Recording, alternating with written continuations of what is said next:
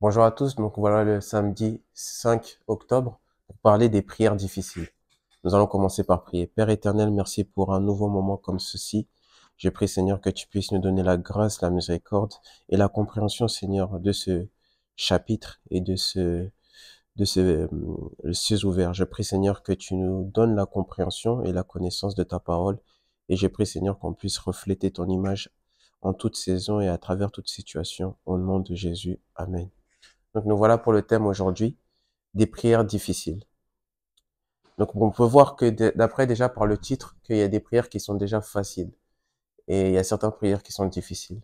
Nous prendrons le verset de mémoire dans Ésaïe chapitre 45 verset 11. Et la parole dira, ainsi parle l'Éternel, le Saint d'Israël et son Créateur. Veut-on me questionner sur l'avenir, me donner des ordres sur mes enfants et sur l'œuvre de mes mains? Ésaïe chapitre 45 verset 11. Il dira, au cours des 3 derniers jours, j'ai discuté des prières très difficiles, très faciles et des prières faciles.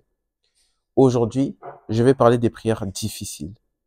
Vous faites des prières difficiles lorsque vous demandez à Dieu de changer l'ordre naturel des choses et d'inverser les lois établies qui régissent le monde. C'est vrai que des fois, il y a des choses qui sont difficiles parce que, par exemple, dans ce monde, on est restreint par des lois qui sont dirigées par des hommes, qui sont établies par des hommes. Et il y a certaines choses qu'on va demander à Dieu qui sont des fois difficiles parce que la terre a ses propres lois, mais Dieu aussi a ses propres règles. Et certaines choses qu'on va rencontrer dans notre vie en tant qu'homme, c'est des fois d'être contraire au monde. C'est vrai qu'il y a la place au monde, il y a la place à la science, mais nous sommes d'une nature supérieure. Il dira que nous sommes un peuple saint et nous sommes une, une nation choisie. Donc il faut savoir que nous devons être à l'écoute et savoir obéir à ce que Dieu dit. Il dira par exemple, quand Josué a empêché le soleil de se coucher, il a prié pour quelque chose qui est contraire à la nature. Nous pouvons voir dans Josué chapitre 10 versets 12 à 14.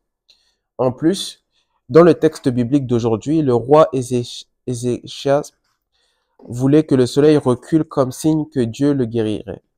C'est une prière difficile, mais Dieu l'a quand même exaucée. Si Dieu a répondu à ses prières en effrayant les lois de la nature simplement parce que quelqu'un lui a demandé, alors il n'y a rien qui soit trop difficile à lui demander de faire dans notre vie. Et c'est important que nous devons venir avec un cœur d'enfant devant Dieu, parce que nous avons des fois un cœur d'adulte et nous agissons comme des adultes de Dieu, alors que nous sommes juste simplement enfants de Dieu. Et il faut avoir la capacité de refléter qu'un enfant, il a aucune chose dans sa tête. Il pense pas à forcément aux restrictions, aux barrières. Tant qu'il voit son père, il approche comme un père. Et il pense pas au protocole, il pense pas qu'il y a des règles, des principes. Dès qu'il voit son père, son cœur est ouvert. Donc c'est important que comme on sait que notre père a tout accès, on peut l'approcher et lui demander toutes sortes de choses. Et je crois qu'il répondra selon sa volonté au nom de Jésus. Il dira qu'il y a des années, une femme enceinte est venue me voir disant qu'elle avait déjà des filles, mais que sa belle famille avait menacé de la chasser de la maison de son mari si elle n'accouchait pas d'un fils avec la grossesse qu'elle portait. Il lui a dit, selon la science, le sexe d'un bébé est décidé dans les 72 heures, suivant sa conception. Elle a répondu que ce n'était pas à moi de changer le sexe du bébé. Tout ce qu'elle voulait, c'est que je sois en accord avec elle dans la prière. Je l'ai fait, et elle a donné naissance à un garçon. Vous pouvez dire que le bébé était probablement un garçon depuis le début. Pourtant, j'ai partagé ce témoignage en prêchant un jour. Et une femme est venue me rencontrer après le service. Elle était enceinte de 8 mois. Et avait un scanner qui avait révélé que le bébé dans son ventre était un garçon. Cependant, elle voulait une fille, parce qu'elle voulait pouvoir partager ses robes avec sa fille. Je lui ai dit, tu sais très bien que ce bébé est déjà formé complètement. Elle a répondu que ce n'était pas moi qui ferais le miracle. Elle voulait que je sois comme un accord avec elle dans la prière. Je l'ai fait et elle a donné naissance à une fille. Nous pouvons voir dans l'expérience que il n'y a aucune chose qui est impossible à Dieu. La parole dira tout est possible à celui qui croit. Donc notre croyance, notre obéissance à lui fait qu'on peut obtenir beaucoup de choses. Et il est important de savoir que Dieu, Il n'a pas de restrictions. Il n'est pas limité par le temps. Il n'est pas limité par les circonstances. Il n'est pas limité par les règles et les lois de ce monde. Il a ses propres règles et ses propres projets pour nos vies. Donc on peut voir que là, il parlait d'un garçon et on voit que le sexe a été changé et c'était une fille. Est-ce qu'on peut dire que c'est la science? Est-ce qu'on peut dire que c'est la chance? On pourrait se questionner sur beaucoup de choses. Mais nous croyons qu'il y a un Dieu véritable qui est en contrôle de toutes sortes de choses. Et nous savons en lui, nous avons l'expérience d'un croyant et de quelqu'un qui a la capacité de faire tout ce qui lui plaît en toute saison et en toutes circonstances. Donc nous voyons que le sexe, qui est quelque chose qui est vraiment identique, on voit que lorsqu'on donne naissance à une personne, il y a beaucoup de choses qu'on note. On note son prénom, nom, le lieu de naissance. On note aussi le sexe parce qu'on met cette information importante à la personne. Et on voit que Dieu a eu la capacité d'entendre ce que l'enfant avait, ce que sa fille voulait, et il a changé. Dieu, il n'est pas quelqu'un qui reste sourd. Il entend. Et même quand il parle, des fois, il parle même d'après le silence. Parce que le silence aussi, c'est une voix que beaucoup méprisent. Mais que Dieu aussi est capable de parler même dans le silence. Il faut juste être à l'écoute et pouvoir l'entendre. Et Dieu nous donnera la capacité qu'on puisse l'écouter et être attentif à son écoute. Il dit, rien n'est trop difficile à faire pour Dieu. Jérémie 32, verset 27. Il a fait les lois de la nature et peut les suspendre à tout moment. Il peut inverser l'irréversible simplement parce que vous le lui avez demandé. Au cours d'une de nos services, un homme a voulu voir les miracles de se produire à l'autel et a chuchoté à Dieu qu'il aimerait être plus grand.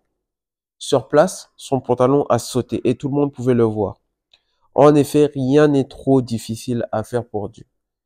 Et on voit que même cela, toutes ces choses que Dieu fait, comment on peut savoir que c'est Dieu? Comment on peut savoir que on a Jésus comme médiateur et comme intercédeur? C'est par les résultats qu'on produit. On peut seulement voir une poire sortir d'un poirier. On ne verra pas une poire sortir d'un pommier. Donc nous, en tant qu'enfants de Dieu, on a la capacité de produire les résultats. Il dirait que vous ferez bien plus. Jésus a dit que vous ferez bien plus. Donc il n'y a rien que nous devons limiter qui est impossible à nous. Dieu a la capacité de faire toutes sortes de choses et nous ne devons pas être effrayés par ce que le monde peut dire, parce qu'ils peuvent nous convaincre par leurs paroles, par leurs suggestions. Mais nous devons être attentifs à ce que Dieu veut faire. Et il est important de savoir que tous ces miracles, c'est pour, dans un but précis, c'est pour qu'ils soient glorifiés, c'est pour qu'ils soient honorés, c'est pour qu'ils soient révélés dans ce monde. On dirait que la parole dira que toutes ces œuvres sont manifestées afin que la gloire de Dieu puisse être visible pour nous. Et on voit que dans les maladies, dans les afflictions et dans toutes sortes de choses qu'on traverse en tant qu'homme et comme individu, il est important de savoir que Dieu veut se refléter dans cela. Il est important de savoir qu'il est celui qui est à l'ordre de toutes sortes de choses. On l'appelle le médiateur, on l'appelle l'intercédeur en tant que personne que Jésus-Christ.